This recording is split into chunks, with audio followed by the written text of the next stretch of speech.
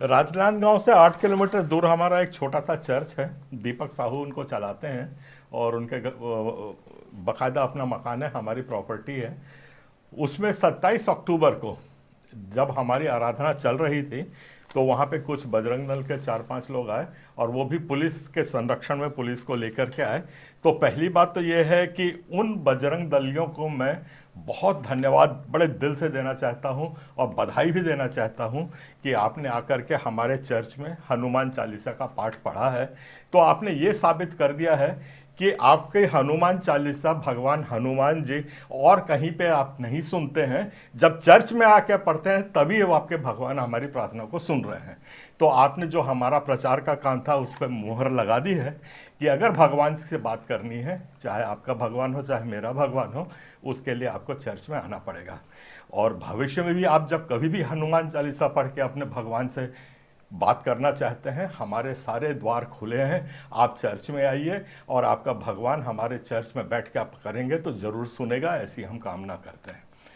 और अब दूसरी बात मैं आपको कहता हूं कि जैसे मैंने आपको स्वागत किया है, अगर आपका इंटेंशन भगवान से संपर्क करना है तो हमारे चर्च के द्वार बिल्कुल खुले हुए हैं।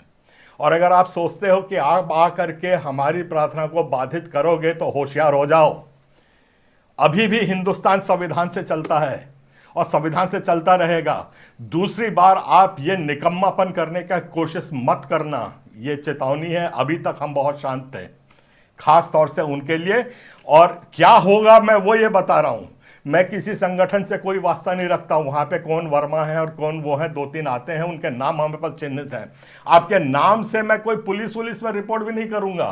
पुलिस आपके साथ है, वो हम सब जानते हैं। पुलिस वहां से आपके साथ आई है और सीधा हमारे चर्च में घुस गई है। उन पुलिस वालों को भी चेतावनी है, आपके नाम से टीआई साहब आप भी सुन लो ठीक से। आपका काम है संविधान का संरक्षण करने का। आप संविधान का संरक्षण नहीं करके आपने किस हैसियत से और किस कानून से वहां पे 2 पुलिस वालों को हमारे चर्च में भेजा था?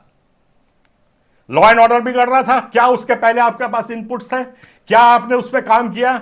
लॉ एंड ऑर्डर को सुधारने के लिए आपने काम किया? ध्यान रहिए, 2 टीआई अभी तक इस किस्म की हरकत के कारण इंक्वायरी फेस कर रहे हैं। आपके पास कोई अधिकार नहीं है इस किस्म से हमारे संवैधानिक अधिकारों को छीनने का। और जो हम करेंगे, हम इधर उधर आपके कंप्लेंट नहीं करेंगे। हम जानते हैं आपकी पूरी पुलिस मिली हुई है। हम जानते हैं कि हमारे एसपी में कोई सुनवाई नहीं होगी। हम जानते हैं डीजीपी में और मंत्रालय और मंत्री में होगी। और जरूरत पड़ेगी तो मैं हाई कोर्ट में आपके अगेंस्ट नामजद रिपोर्ट लिखाऊंगा कि यह फलाना फलाना व्यक्ति आज अपने पद का दुरुपयोग करके हमारे समाज को प्रताड़ित कर रहा है और संविधान का अवमानना कर रहा है, संविधान को ये जूते मार रहा है। ऐसी मैं रिपोर्ट लिखूंगा और मैं ऐसी रिपोर्ट लिखवा चुका हूं। और जरूरत पड़ेगी तो इस रिपोर्ट को हम सुप्रीम कोर्ट तक लेके जाएंगे। आप अपना जितना बचाव करना होगा बचाव करिएगा कोर्ट में जाकर के। कि आप दूसरी बात, वो जो दोनों सिपाही आए थे उनके नाम हमने नोट कर लिए हैं। आप तीनों के विरुद्ध हमारी रिपोर्ट जाएगी हाई कोर्ट में।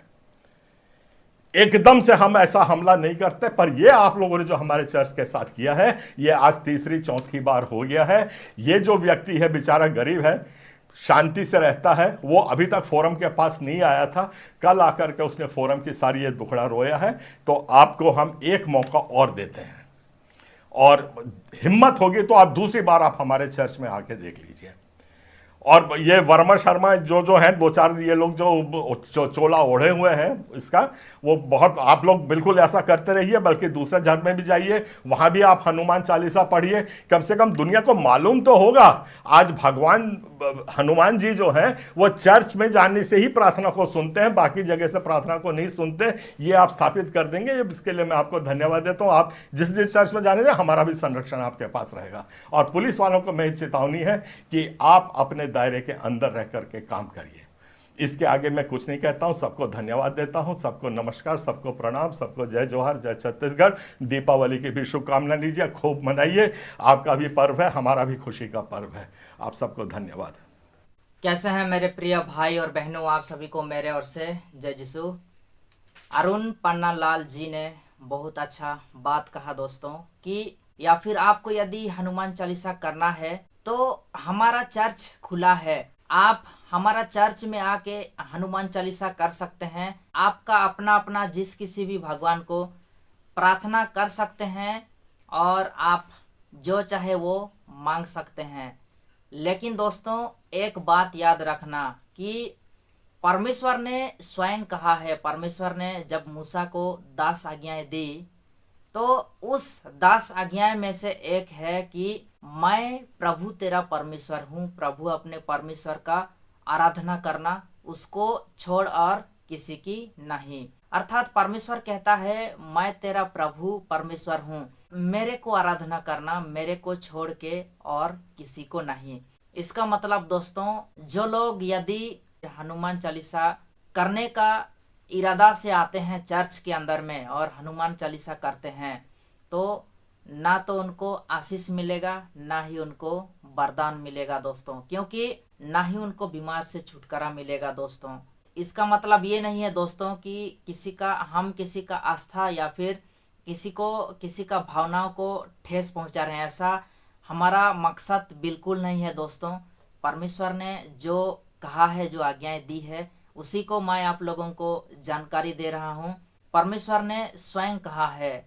और यदि लोग आते हैं चर्च के अंदर में और कुछ मांगते हैं, उनका जो भी परमेश्वर, उनका जो भी भगवान है, उनको यदि मांगते हैं, परमेश्वर नहीं देने वाला है दोस्तों। और जो परमेश्वर के लोग हैं वो लोग भी यदि जाते हैं कहीं मंदिर में और यदि उस जगह पे वो लोग परमेश्वर को याद करके यदि भी मांगते हैं तो भी नहीं मिलने वाला है दोस्तों, क्योंकि परमेश्वर ने स्वयं कहा है मैं प्रभु तेरा परमेश्वर हूँ, मेरे को आराधना करना, मेरे सिवाय और किसी को नहीं।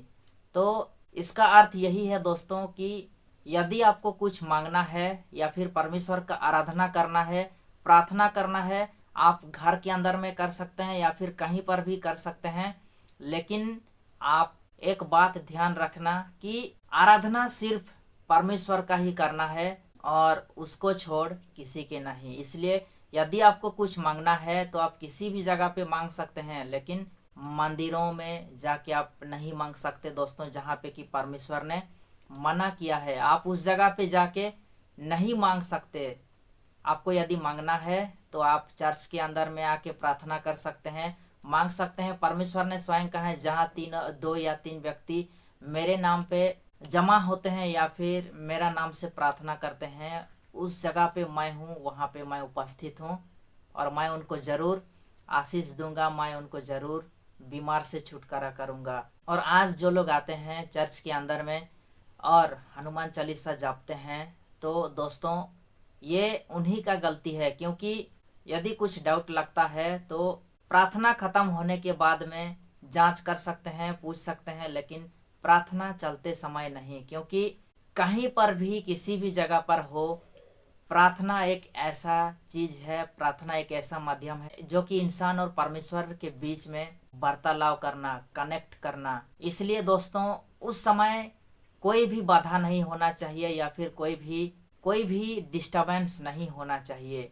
और इस वीडियो के अंदर में आप लोग ये भी देख पाए दोस्तों कि पुलिस प्रशासन का उपस्थिति में, अर्थात पुलिस प्रशासन खुद सपोर्ट कर रहा है। तो इसका मतलब ये है कि संविधान का कोई खातिर नहीं कर रहा है दोस्तों, संविधान का मजाक बना के रख दिए हैं। मैं चाहता हूं दोस्तों कि ऐसा परिस्थिति में, ऐसा समय में हम लोग मिल के परमेश्वर से प्रार्थना करते हैं कि जो कुछ भी हो रहा है ये सब का समाधान जरूर हो और परमेश्वर इस सब का न्याय करें और हम लोग एक शांतिपूर्णता के साथ में सभी को एक साथ मिल के आगे बढ़ें और देश का उन्नति के लिए काम करें दोस्तों, और नहीं बल्कि किसी का भावना या फिर आस्था का ठेस पहुंचाने का काम करें। ये बिल्कुल भी गलत है दोस्तों, क्योंकि भारत में सभी को स्वाधीन है, कोई भी किसी को भी पूज सकता है, मान सकता है, कोई किसी को मना नहीं कर सकता, रोक नहीं सकता, उसका खुद का ज़िंदगी है दोस्तों।